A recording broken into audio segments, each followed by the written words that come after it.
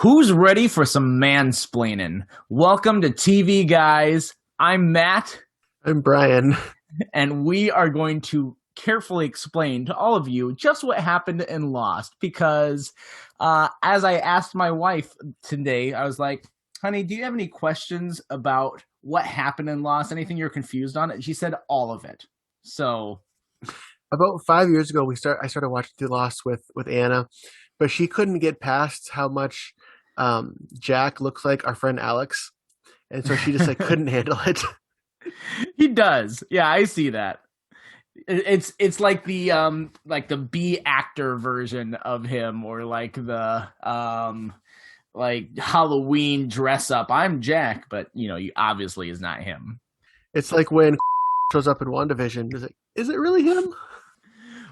So spoiler alert, it's it's currently airing, man. I know it's gonna be like, by the time this comes out, it's gonna be like episode 8 is out there, and the internet has been terrible. The internet has been terrible about WandaVision spoilers. Just Yeah, awful. I'll bleep the Um name out, but Yeah, it's just like this episode happens in WandaVision, and there's this big thing that happens at the very end of it, and all of these like articles midday are like so and so's appearance explained, and you're like, thanks for just using the picture, and now I know who's gonna show up in this episode. That's great.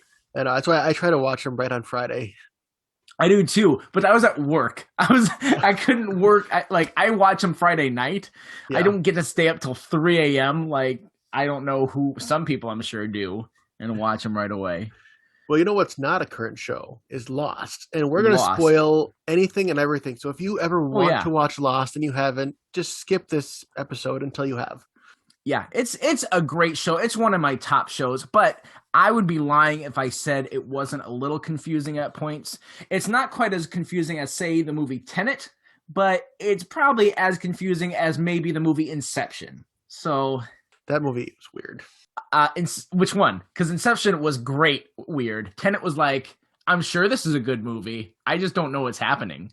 I have never seen Tenet, so I can't speak to that one. Well, now that it's going to be out like on DVD and everything, you can watch it with subtitles, and I highly, highly recommend that, because for some reason Christopher Nolan's like, I don't want you to know what they're saying in this movie that requires them to explain a lot of stuff. All right, so my question I'll be used. I have a bunch of questions. We may not get through all of them, but some of them are very simple ones that I have the answer for based on the show. Some of them are ones that what my explanation are. I have a little bit of mix of both of those. Sure.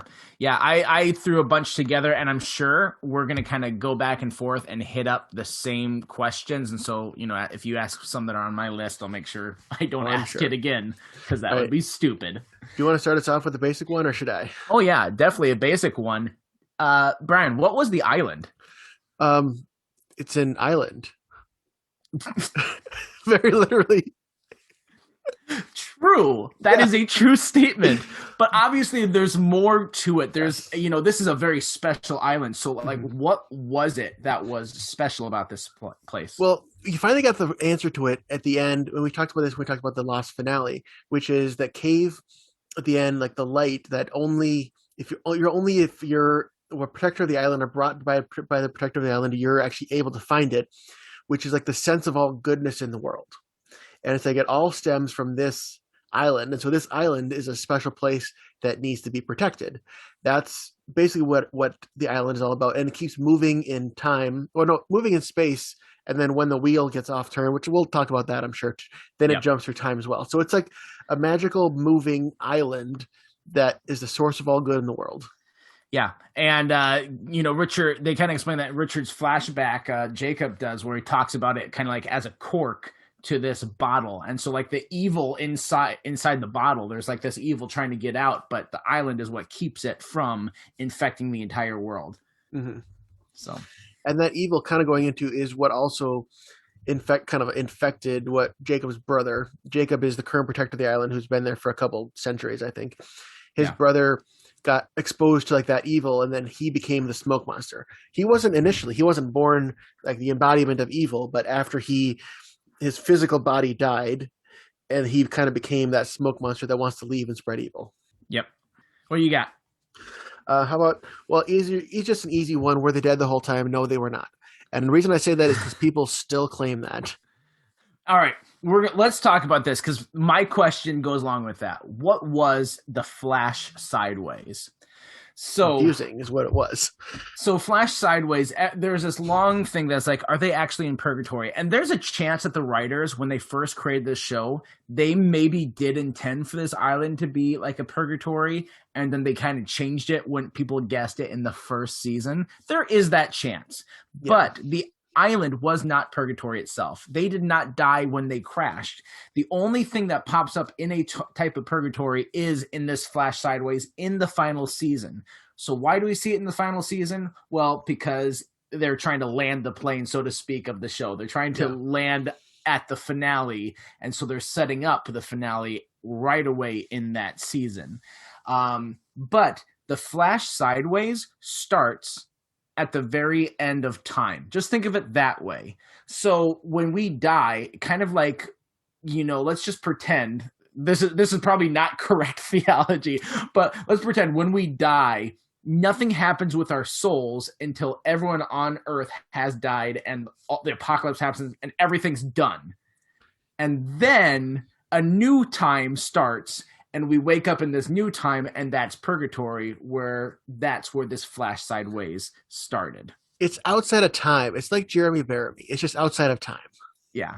And I think that helps people watch Good Plays. I think that helps people understand it even better, weirdly enough. Like, dude, this isn't happening at the same time. Everything that has ever happened on the history of the planet has already happened when we start this Flash Sideways.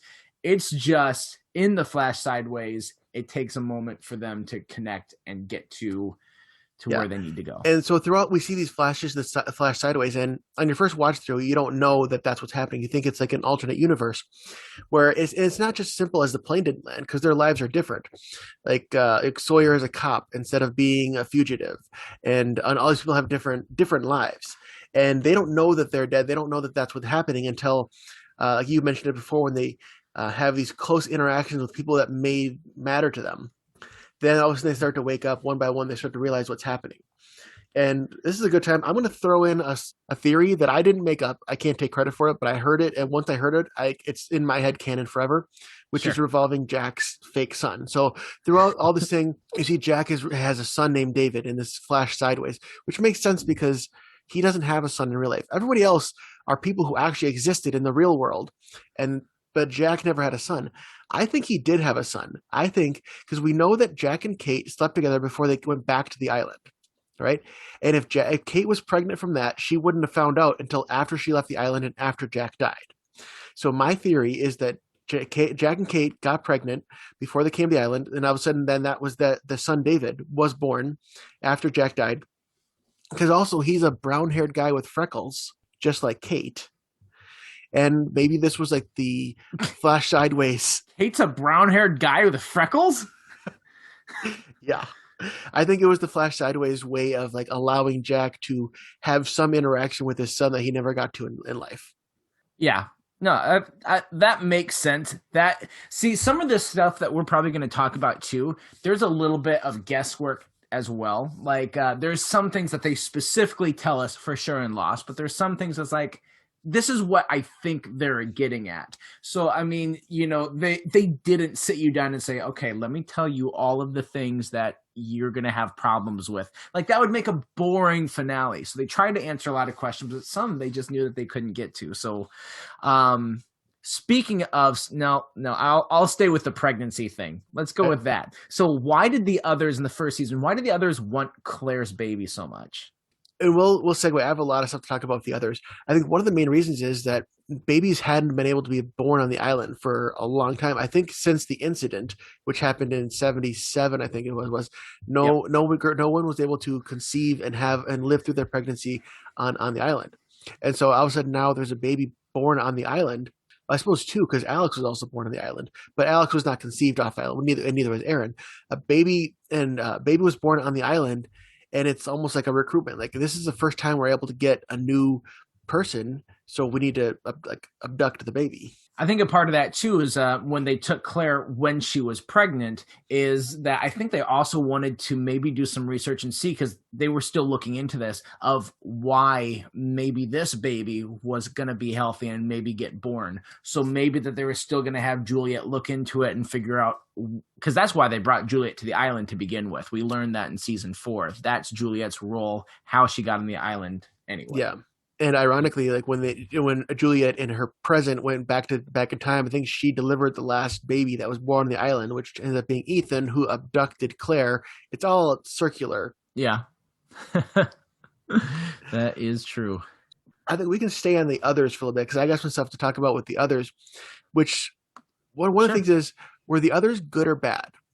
Because they say we're the good guys, but you look at the first 2 seasons, they're like the main villains of the series for the first, I'd say even 3 seasons. I think the others were supposed to be the good guys. Yep. They had this idea about themselves. Like, we all write our own narrative. And so they had this idea that they were the good guys. But even if the others originally had been commissioned by Jacob himself, still bad leadership gets in the way, and it perverts the idea of what they were supposed to be to begin with. And Ben was not a good person, so his leadership infected. Yeah, and neither was Charles Widmore. They at least had 2 leaders that we know of who had their own selfish agendas. I don't think either of those guys, and again, I think what you're saying, the others were supposed to be a good guy. Maybe their bottom line of protecting the island is still good, but how they're going about it is wrong.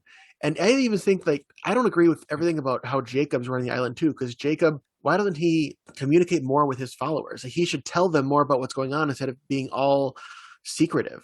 And there's really not a huge reason for it, because you see at the end when Hurley becomes a protector of the island at the very end, and he says, like, yeah, people can't leave the island. And Ben's like, well, that's how Jacob ran things. You don't have to do that. And Hurley's like, okay, yeah, then we're going to send Desmond home because he doesn't want to be here. And you can see, like, the reign of Hurley. I think Hurley's still going to want to protect the island and bring people to the island, but I think he's going to give them more free will. Like, if you don't want to be on the island, Hurley's going to let you go home. Yeah. Yeah, he had a good quote-unquote administration.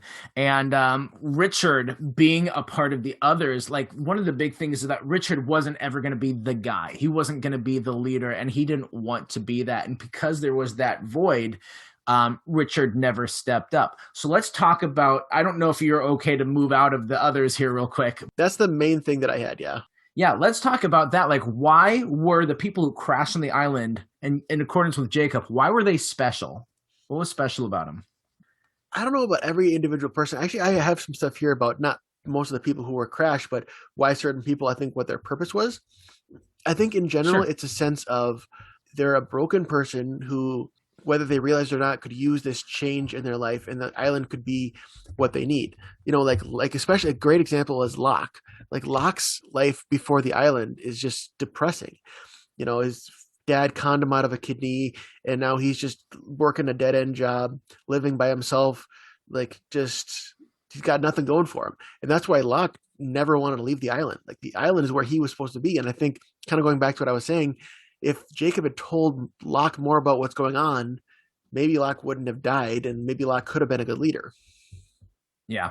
Yeah, Locke is like, he's such a tragic character, because this doesn't have to do with theory stuff, but his dad took advantage of that. But when he got to the island, he suddenly found a purpose, and he had that for like a couple weeks, and then he started losing it. And when he was losing that purpose, he still fell back to, I don't know what to believe in. And he ended up getting him killed because he put his faith, finally again, he put his faith in Ben at that very end, and he put his faith in leaving the island, putting everything back to how it was, and he got screwed out of it. He died.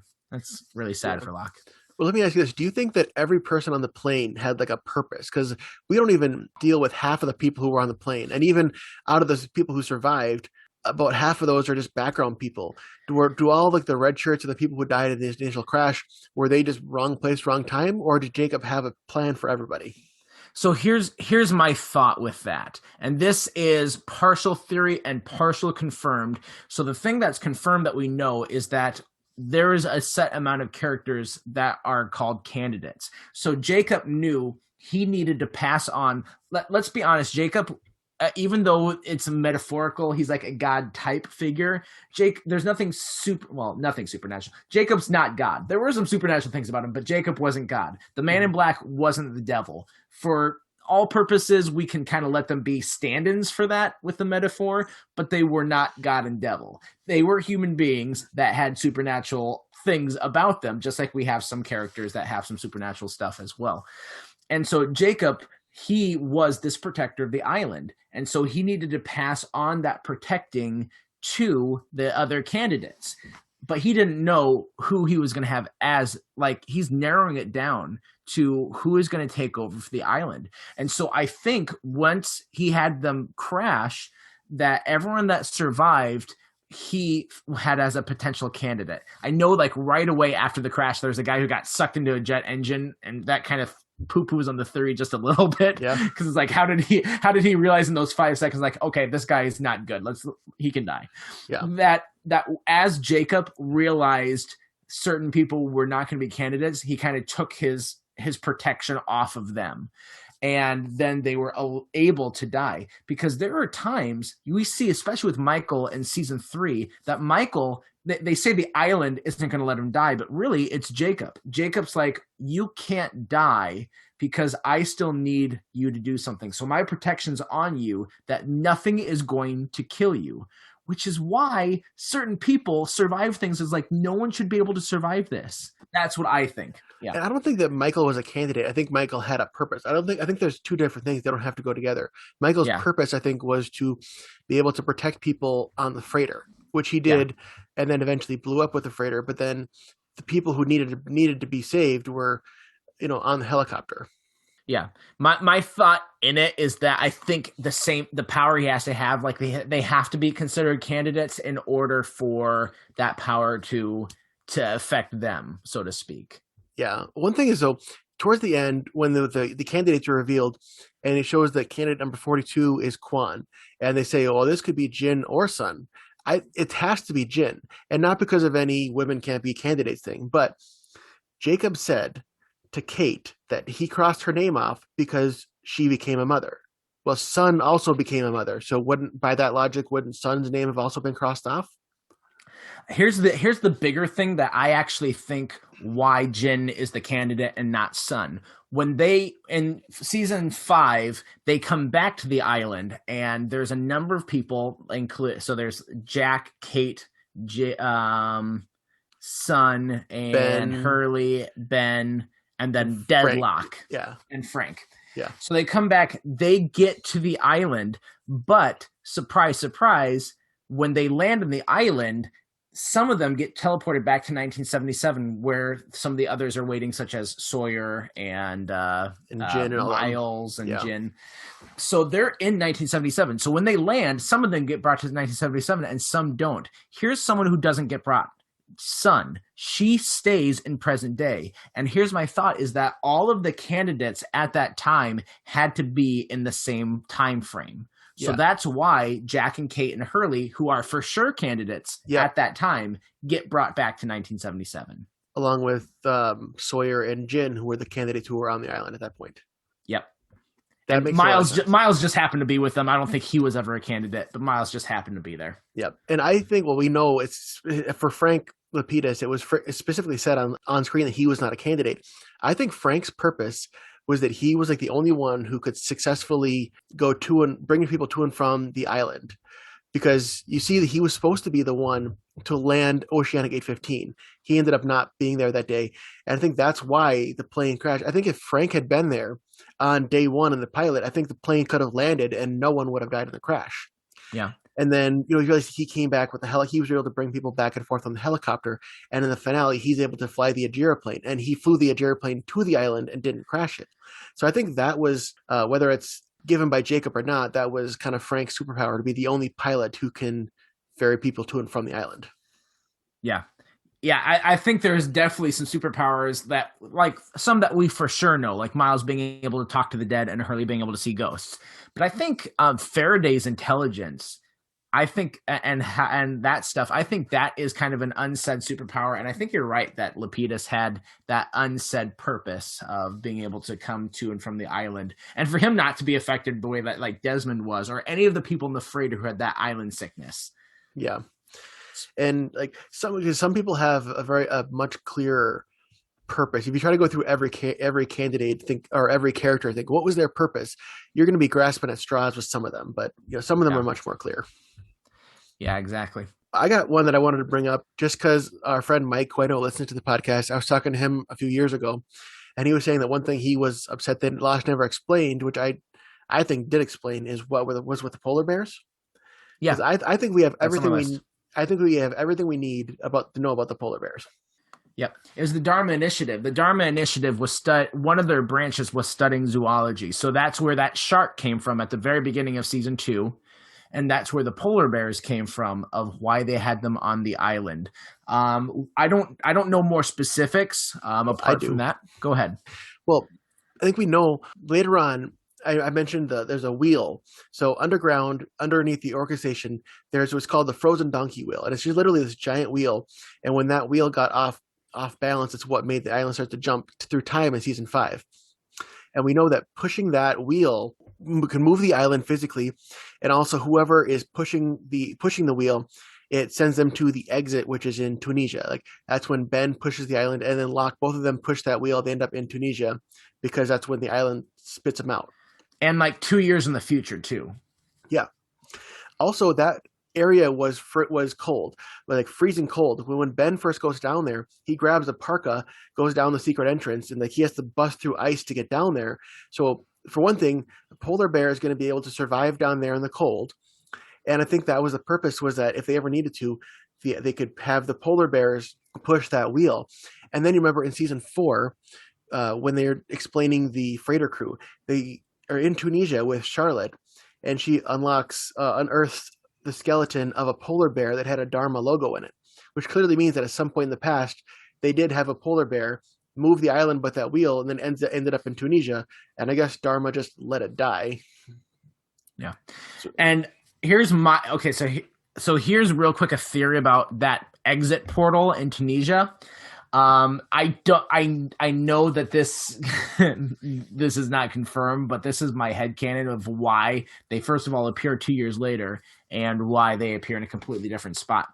But my thought is it's kind of like a pause button for whoever pushes that in at the time, that they pause both, in their consciousness, and then they get reactivated a certain amount of time later after the world has turned. So they're still kind of in their same spot, but the world has completely turned and done a couple revolutions. And then all of a sudden, boom, where that spot was is actually in Tunisia, after just being paused for 2.5 years or whatever.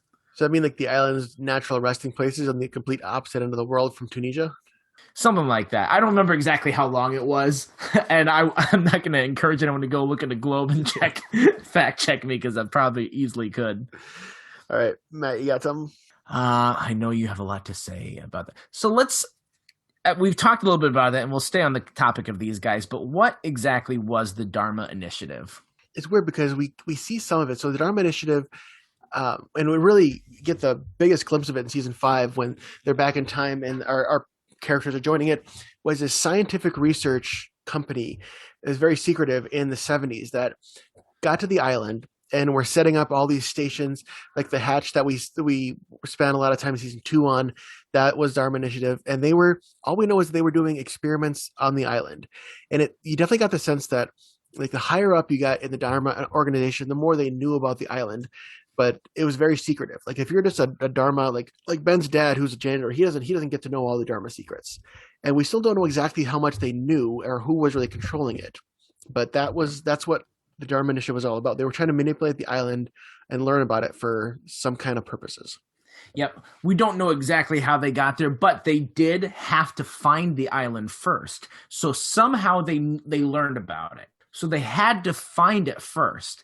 And after they found it, then they were able to figure out a way to get to the island. And they learned all that stuff. They knew how to get there. They had their submarines that could travel and go through. There's a kind of a barrier between the outside world and that island. So they discovered all this stuff through science. They're finally able to get there, and then they start funneling people, some of their best and brightest scientists that they can bring over. They have all this funding from Alvar Hanso, who we never meet, we never see, but we just know he's some rich, eccentric guy who founds this whole thing.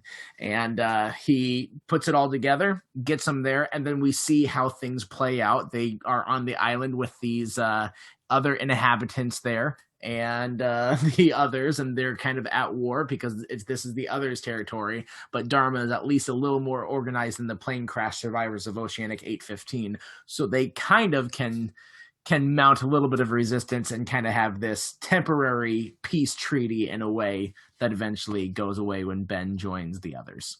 Well, you mentioned Magnus Hanso, or Alvar Hanso. You know that Alvar Hanso, one of his ancestors is Magnus Hanso, who was either on the Black Rock or was like the guy who owned the Black Rock.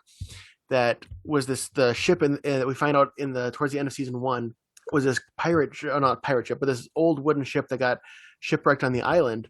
That was, when Richard Alpert came to the island. So there's a ship that came to the island in like the 1800s, and then somehow that got down to where Alvar Hanso, Magnus's descendant, started the Dharma Initiative to find the island.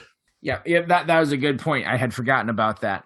And then Widmore was trying to find it again, too, using some of the same information. He at least was one of the others, so he had that already knowledge. That's how he found out about it to begin with. But yeah, and based on Widmore's age, my guess is, because there's some military people in the 50s. I think maybe that's when Widmore may have initially got to the island, was with the military, and then got turned by Richard and whoever else was there at the time, and then rose to the rank of leader. Yeah, because we know that Jacob brings people over, so he might have seen something in this military group, some of these people, to bring them in. Just like maybe he saw some stuff with Rousseau's science expedition people and bring them in as potential candidates. So he constantly has brought people in to show the Man in Black that maybe there's someone who can take this over. Maybe they're still good in these people, that maybe they're not going to kill each other. And then they kind of play like this chess game sort of back and forth with the lives of these people, which again, not very nice of them, but that's what they do. Okay, how about this? Let's jump into one of my favorite subjects, which is Walt. I was waiting for it. Yeah. So Walt was this like 10-year-old kid. And obviously as they're filming it, it takes a year to film each season. But in the showtime, it's only about a month's time. So obviously that doesn't work when you have a kid who's growing. They had to quick shuffle him off the show. And one thing that was really frustrating to me, I got to vent for a little bit. So in season 5, when some people are on the island and they're stuck in the 70s and some people are off the island, they do a time jump of 3 years. I thought, no doubt in my mind, that they were doing that so that the timeline could match back up so they could bring Walt back in. And I thought for sure that Walt was going to come back in and have some kind of big role in the show's finale, or in the show's mystery. The only thing they did was they bring him back in like a cameo role when Locke goes off the island and is visiting everybody. And even then they show that Walt has these powers again. Like Walt told Locke, hey, I had this dream that you were on the island and all this kind of stuff, reminding us that Walt was special. And then they still didn't do anything about it. Yeah, that's kind of dumb how they brought that up and dropped it. So people have asked, though, like, why was Walt special? Here's the deal. We don't know why. No one has a problem with Hurley being able to talk to ghosts. No one's asking, like, why is Hurley able to talk to ghosts? No one's asking, why is Miles able to hear from the dead? We don't need to know why Walt was special. I think the problem people maybe had was Walt's specialness was a bit ambiguous. We knew he was able to kind of show up in places that people didn't, like, he shouldn't have been. So he constantly revealed himself, like, to Shannon in season 2, and actually ends up getting her shot, unfortunately. And then he is also able to reveal himself to Locke at a certain point when Locke gets shot at the end of season 3. So, except for they're not able to explain why he's suddenly older in that, but whatever. I have a slight theory that I actually just came up with in the past few weeks about Walt. I think that possibly Walt's powers were similar to something that Ant-Man can do in the Marvel universe. You know that when Hank Pym made the little thing he can put in his ear, and then he could like kind of not control but collaborate with the ants and have the ants work with him. And I think maybe Walt has that innate power to kind of commune and work with all wildlife and plants and everything. Like once he hones that power, he can do that, which explains why, without realizing it, he read the comic book with the polar bear, and all of a sudden a polar bear attacks him. Or when he's home in Australia, he's reading about a book, and that exact bird flies into the window. I think maybe, and maybe that's why Hurley sees that. And in the epilogue, the bonus feature after season 6 called "The New Man in Charge," part of that is Hurley and Ben going to recruit Walt to go back to the island. I think maybe they could use his abilities and his powers to help protect the island. But again, I think Hurley's not going to force Walt to do it. Yeah. Yeah, I think they should have, when they brought the timelines back together, I think that would have been a perfect time to answer the questions about Walt. Another thing that they didn't ever answer with the character is they wanted to do more with Libby. I don't know if this is really a question, but in the season 2, when they had Libby, they show in a flashback that for Hurley, in the episode Dave, they show that Hurley and Libby were in the same mental institution together. So we don't know how she got to the mental institution. We don't know how she got out. And the writers had said, they're like, something that we're really interested in is telling Libby's story from other people's point of views. So you see her actually pop up in the end of season 2 in Desmond's finale. She's the one who gives Desmond the boat. Somehow he gets this boat that he puts for the sailing, and that's how he gets on the island. Then they aren't able to do more with that. And the writers are kind of like, okay, yeah, we just can't. We're not going to be able to do any more with Libby. A theory I've heard, and it's actually kind of interesting, is that Libby all along could have been revealed to be like an agent of Jacob, an AOJ, if you will. Because think about it, she provides Desmond with the boat he needs that he will end up going to the island with. She's watching Hurley, maybe like secretly monitoring him to see if he could be worthy of the candidate. Maybe if they kept it going, she could have popped in. Maybe she went to Korea and watched the Kwans, or she could have popped in and been watching different candidates, and it could have been revealed that she was reporting back to Jacob in kind of like a Richard Alpert type role to kind of help him collect the candidates. I disagree with that theory, mainly because I felt like her characterization like really works for someone who had gone through mental illness and come out the other side of it. Like her compassion she has for Hurley, and just even the one shot we see of her in the mental institution. Sure, you're going to be an actor and you're fake it if that's the case. Yeah. But I mean, she really looked like she was gone, you know? That's true. It's just a theory I heard. It's sometimes it's fun to go down rabbit holes. But if we're going to talk about the mental institution, we haven't brought up yet, what was the deal with the numbers? Oh, yep. I don't have a good answer for this one. Sorry. All right. So first of all, the good answer I've got to start off is knowing that the numbers were what was needed kind of as the passcode for Dharma Initiative. Mm-hmm. And that when those numbers were broadcast, that they were broadcast as part of this same Dharma Initiative. And that's where it was heard from, like that one guy on the island who was in the insane asylum who'd always say the numbers. So that's where Hurley got him. Mm-hmm. And then that's what brought Rousseau there. And so she thought the numbers were evil too, and something like that. But then you do see him pop up randomly, like at the end of season 1 when Hurley's trying to get the flight, and there's this whole like sports team that is like in his way, and they all have the jerseys on the back, the 4, 8, 15, 16, you know, so you do see them pop up. Well, here's the deal. This whole show has been about connectivity, and we see a lot of that is intentional with Jacob on and off the island. And so when he's doing that, why is it so out of the realm of possibility for these numbers to also be the connective tissue as well? You know, if you want to maybe say something along, because all the numbers that we saw did apply to certain candidates. So if you want to say it has to do with that, and that's where that kind of connected tissue has been all along, that's fine. But I just feel like it's that same sort of thing that the whole time the writers have been, we're all really connected. Even on this flight with seemingly strangers, we have connected pasts. And I felt like it just fit thematically. So I agree with that. I know some people have said, well, the numbers, the final answer is just the candidates. But I don't think that's the case, because if Jacob knew all along that these were going to be the final candidates, then why would he even bother with any other candidates? Because we see there's the wall in the cave is filled with numbers that have been crossed off, and so many people were candidates. And some of those, if you freeze frame, and there's places you can look up, a lot of them were names of other cast members that had died, and but I just don't buy that as being the final answer. I like your answer of the connectivity better. Yay! Good answer. This is Family Feud. Good answer. Good answer. All right. Did I just ask that question? So if you got another one, Well, how about this one? Kind of another one. Let's talk about the whispers. that's one that I was thinking about beforehand, and I don't have a super good answer for it either because I haven't really thought through completely yet. Well, the show gives us a definite answer, but I don't necessarily like their answer. So all along the show, you hear all of a sudden the characters will stop and hear whispers, and they were always kind of connected to the others, or otherwise connected to them hearing their past.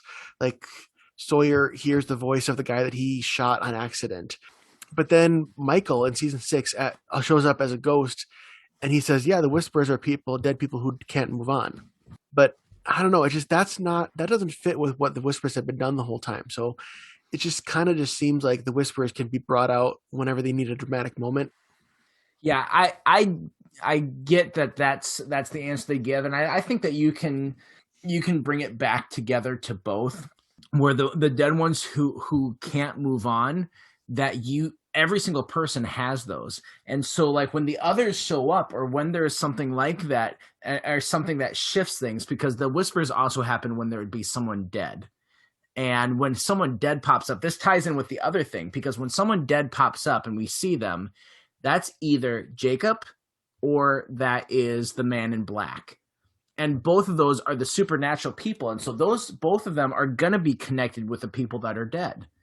And so when the man in black shows up, it's these whispers. He's bringing with him all of that baggage again, because he's kind of been like a sponge and collected it to himself.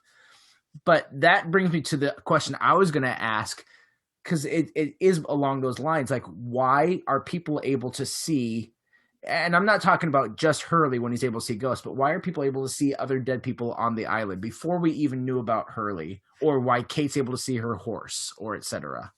Well, one thing we talk about is the smoke monster. There's a couple that have been confirmed as the smoke monster. With Jack's dad, when Jack sees his dad on the island, that's the smoke monster, and they say that, I think they either heavily imply or they say outright that if there's a body on the island that hasn't been buried, like Jack's dad's body was on the plane, that the smoke monster can then assume that form. Yep. Did the same thing with Echo's brother Yemi later on, and then also with John Locke later, and then he gets stuck as Locke. The real wrench in that plan is in season 5 when the smoke monster appears to Ben as Alex, and it's clearly the smoke monster. Based on that scene, Locke was the smoke monster at that point, and he disappears, and you see the smoke, and all of a sudden, Alex appears to Ben. But Alex was buried. Remember, Richard said that he went back and buried Alex's body, and I thought that was a thing where the smoke monster couldn't appear as someone when they're buried. So how was the smoke monster able to appear as Alex? I still don't know. See, I didn't catch that it was if they haven't been buried. What I had caught, yeah, was if there's a dead body on the island, then the smoke monster can take that form. If not, it can be Jacob who's speaking through that. So there's been some things that he will show, like that horse to Kate. I'm sure that was Jacob allowing her to see that. Or when we see Walt, that's Walt himself appearing. Or especially in the visions. So in season 3, when Locke kind of goes through that little smoke tent thing, and he sees Boone, and he has that vision, and they're in the airport, and all that stuff. That is Jacob. That's Jacob communicating with him. Yeah. But I think you're right, and this leads me to something that I haven't figured out a good answer for, of like what was supposed to happen and what wasn't supposed to happen. Yeah. Because there's so many things, like when they're going to open the hatch and go down there, and Walt's like, don't open the hatch, don't open the hatch, like he's able to foresee something. Yeah. Or let's move the island, but then it's Christian Shepherd, who is the man in black at that time, telling him that the island needs to move. So does the island not need to move then? So it's like, what should happen, what shouldn't happen? That's my biggest hang up on any of this, getting to the end of this is the end of Lost. I'll explain it all. So I agree. Yeah. And part of it is fun because if you have all the answers, then the conversation is over. You finish a puzzle, it's done. But I like that there's always questions to be answered. I got a couple more. What happened when Jughead went off? So there's a nuclear, Yep. no, a nuclear, atomic bomb, right? Is it atomic, not nuclear? Yeah, atomic. Yep. So this atomic bomb gets put down at the site of the hatch when they're building the hatch back in the 70s. And that ends up being the incident that we kept hearing about back in season 2, was that Juliet gets sucked down in this construction hole, and she, as she's dying, hits the bomb with a rock, and we're supposed to believe that it went off. And for a while, what it looked like was that hitting the bomb ended up making the flash sideways. We ended up seeing that's not true. But then what happened when the bomb went off? So they were right next to this pocket of energy. And this pocket of energy is where that Swan station gets built, where Desmond pushes the button for 108 minutes every, And so there's that whole thing that if this energy isn't released or rebooted in some way, that it just will get bigger and bigger and then kind of just consume the world, destroy it. And so, when it's right next to this A-bomb explosion, I think that pocket of energy catches the explosion and doesn't let it destroy the island, because the A-bomb would destroy it. That instead it just kind of absorbs that explosion, and that's what creates this continual cycle of needing to release that energy so that the energy doesn't grow and grow and grow and destroy everything. So in doing that, I don't know what it was that sent them all back to the present time. But it was enough for them to get knocked from 1977 to them. Maybe it was like Jacob's like, all right, you did what you needed to do. I'm plucking you up and I'm putting you in present time. That's probably what happened. Mm-hmm. And so then from 1977 for like 30 years, I don't know the exact number. You can do the math from 1977 to 2004. It was, I said every 108 minutes for that whole time. The button was pressed to release the energy until Desmond hit the failsafe and just blew up, kind of like released all that energy. And then from that point on, that's just one less pocket of energy that was there on the island. Yep. And so with that pocket of energy, there's that same sort of thing. So like I was going to ask you, well, why was Locke able to walk? Or, why Rose was cured of cancer? And it really has to do with that. It has to do with that same, because we see that in Rose and Bernard's flashback, that they go to this one faith healer who communes with certain pockets in the earth, and we see that the island is just probably like the apex really of that, one of the biggest ones there is. But I think there's still some choice with Jacob and maybe the Man in Black, because like Ben was able to get a tumor, and Jack was able to get appendicitis on the island, and Rose even said like something's up because people don't get sick here. Here they get better. Yeah, and I really like thematically how that worked in season 3, with Locke being the one standing and Ben being the one in the wheelchair because of the tumor he got.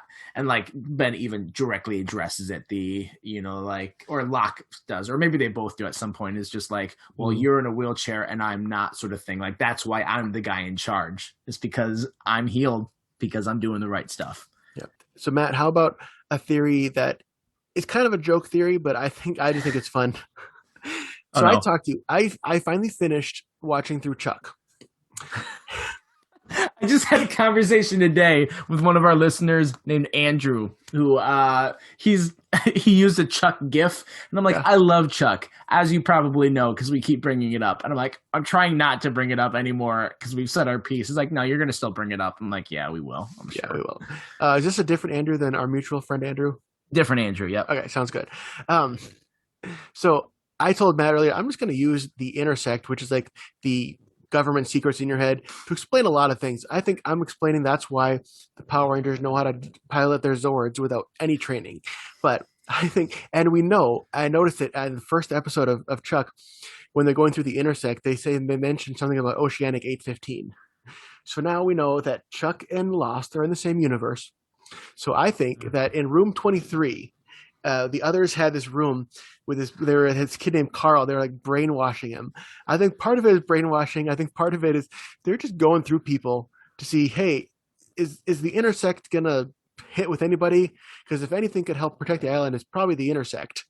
So I think they have a copy somehow of the intersect, and maybe they tried it with Walt, and that's what their testing room is there in room 23. Again, not super serious, but you can make it work. Yeah. All right. Well, we are getting low on time. I am going to just do a couple Spitfire here, and then you can, if you've got a couple left, things that I can do pretty quick. Actually hit all of mine, so. Perfect. Like, how did the island move through time? Doesn't matter how it did. It's magic, all right? It just moves through time. It moves through space. It moves through time. That's just how it is. There's no real need to be an explanation there. Pockets of energy form a flux capacitor. Yeah. What was the smoke monster? We talked about it. Smoke monster was the Man in Black. When he died, when he got sent in there, I think it was like the worst parts of him came out. And let me jump in here. Who built that statue? Well, we saw that there's like this Egyptian group that was there a long time ago, and that's why it has 4 toes, is because there's this Egyptian god that has the head of a dog. I think it's Ra, that has the head of a dog and like has 4 toes on its feet or something like that.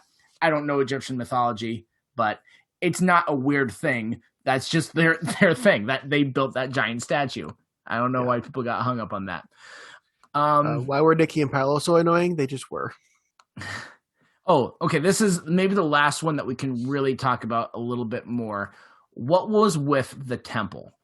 We get introduced to this temple in season 6. We don't even see how it's supposed to function, because the first time we see it, they're like, it's not supposed to look like that, the guys who run it. Yeah. So we don't even see it how it's supposed to function. So let's end with just what was going on with that temple.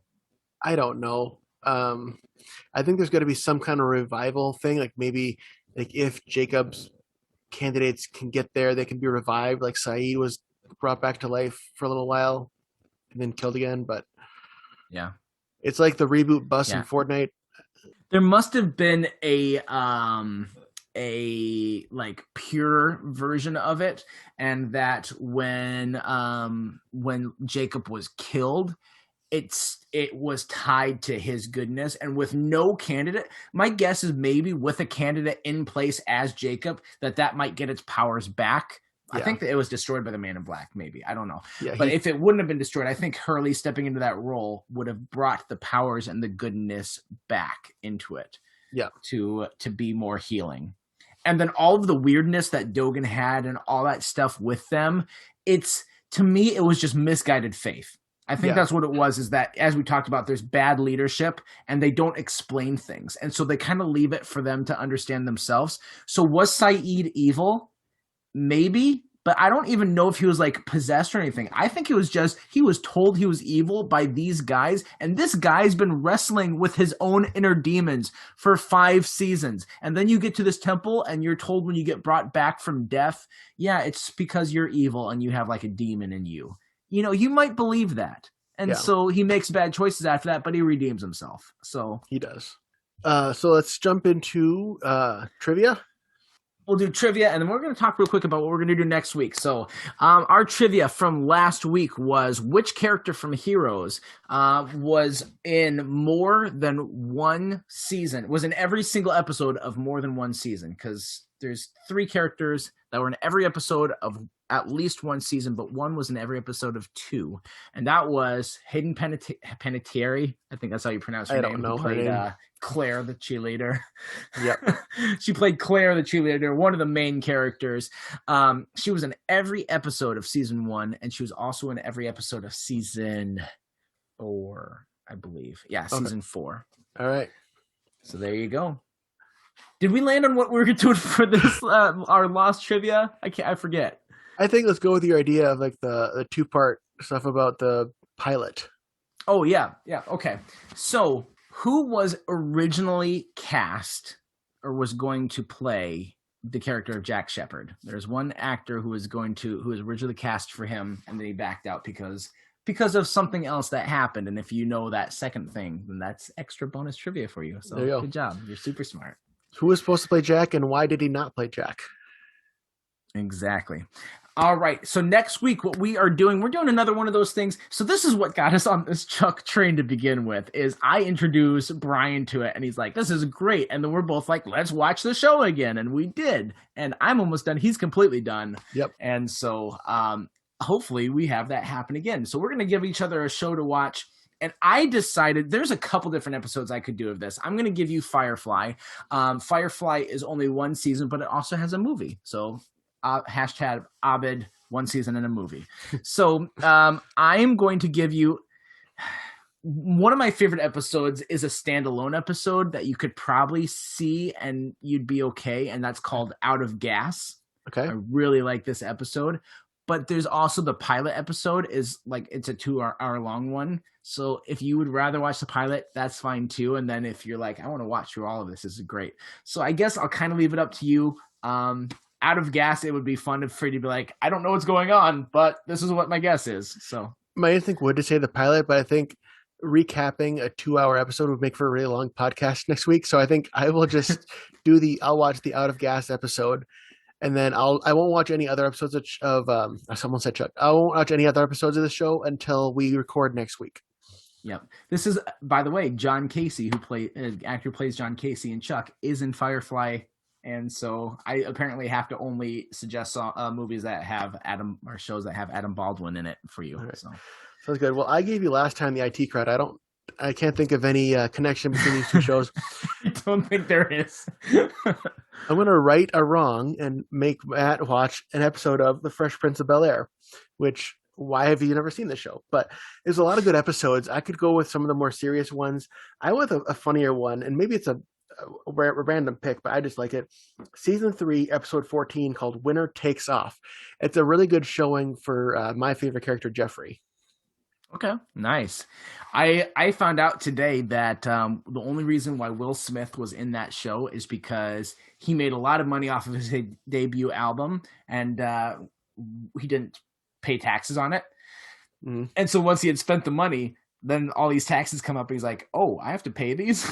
And so his second album didn't do so hot, and he was able to pay the taxes, but he didn't have any money left. So he's like, well, I guess I'm going to be in this show. I wasn't going to, but I need to pay the bills. Yeah, I think Will Smith didn't make any profits from Fresh Prince for the first couple seasons because all of his earnings went to paying those back taxes. Holy crap, poor guy.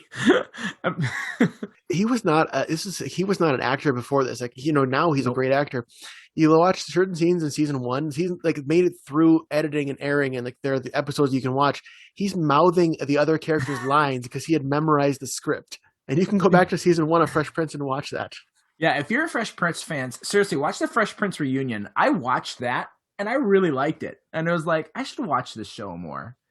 And so I couldn't even appreciate it as well as any of you guys who were fans of the show. So next week we will be talking about Firefly and the Fresh Prince. We'll drop some F-bombs on you. Oh my gosh. And that's how we end the episode. All right. Well, it's been fun. Hopefully you know a little bit more about what happened with Lost. Maybe you still don't care. Or maybe you're like, dude, I already know all that. This is boring. I don't care. Whatever. Just keep watching. Who cares? So until next time, I'm Matt. I'm Brian. And we remind you to stay tuned and keep watching.